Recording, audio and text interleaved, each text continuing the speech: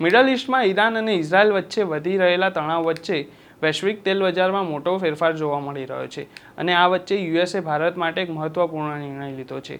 અમેરિકાએ આગામી 30 દિવસ માટે ભારતને રશિયાથી તેલ ખરીદવાની કામચલાઉ છૂટ આપી છે। શું છે આ સમગ્ર મામલો, વાત કરીશું આપણે આજના આ વિડીયોમાં। વૈષ્ણવજન તો તેને કહીએ જે પીડ પરાઈ જાનાને રે।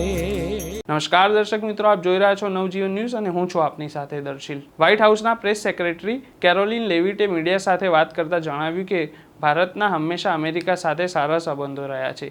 આ જ કારણ છે કે વર્તમાન પરિસ્થિતિમાં ભારતને ટૂંકા ગાળાની રાહત આપવા માટે આ ખાસ નિર્ણય લેવામાં આવ્યો છે।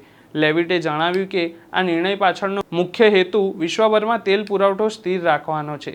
મિડલ ઈસ્ટમાં ચાલી રહેલા સંઘર્ષ અને ખાસ કરીને ઈરાનને લગતા તણાવને કારણે વૈશ્વિક બજારમાં તેલ પુરવઠામાં વિક્ષેપ સર્જાયો છે। આ સ્થિતિને ધ્યાનમાં રાખીને અમેરિકા ભારતને થોડા સમય માટે રશિયાથી તેલ ખરીદવાની અનુમતિ આપી રહ્યું છે। વ્હાઇટ હાઉસના પ્રેસ સેક્રેટરીએ વધુમાં જણાવ્યું કે આ મુદ્દે અગાઉ રાષ્ટ્રપતિ ડોનાલ્ડ ટ્રમ્પ, ટ્રેઝરી સેક્રેટરી અને રાષ્ટ્રીય સુરક્ષા ટીમ સાથે ચર્ચા કરવામાં આવી હતી। ત્યારબાદ એક સમજૂતી પર પહોંચ્યા પછી ભારત માટે આ છૂટ મંજૂર કરવામાં આવી છે।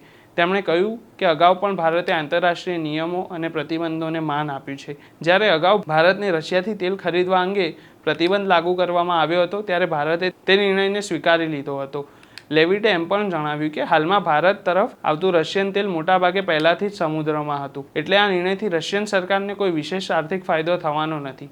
આ મહિનાની શરૂઆતમાં અમેરિકાના ટ્રેઝરી સેક્રેટરી સ્કોટ બેસન્ટે પણ ભારત માટે આ છૂટની જાહેરાત કરી હતી। તેમણે કહ્યું હતું કે ભારતીય લોકો ખૂબ જ સહકાર આપતા રહ્યા છે। જ્યારે અમેરિકા તરફથી રશિયન તેલ ખરીદવાનું બંધ કરવાનું કહેવામાં આવ્યું ત્યારે ભારતે તે વાત માન્ય કરી હતી। ભારત પછી અમેરિકન તેલ ખરીદવાનું વિચારી રહ્યું હતું, પરંતુ હાલ વૈશ્વિક સ્તરે ઊભી થયેલી તેલની અછતને ધ્યાનમાં રાખીને થોડા સમય માટે ભારતને ફરીથી રશિયન તેલ ખરીદવાની મંજૂરી આપવામાં આવી છે। હવે જોવાનું એ રહેશે કે આગામી દિવસોમાં મધ્ય પૂર્વની પરિસ્થિતિ કેવી રીતે બદલાય છે અને વૈશ્વિક તેલ બજાર પર તેનો શું પ્રભાવ પડે છે। આ અંગે તમારો શું મત છે, કોમેન્ટમાં જરૂરથી જણાવજો। ફરી મળીશું એક નવા વિડીયો સાથે। નમસ્કાર।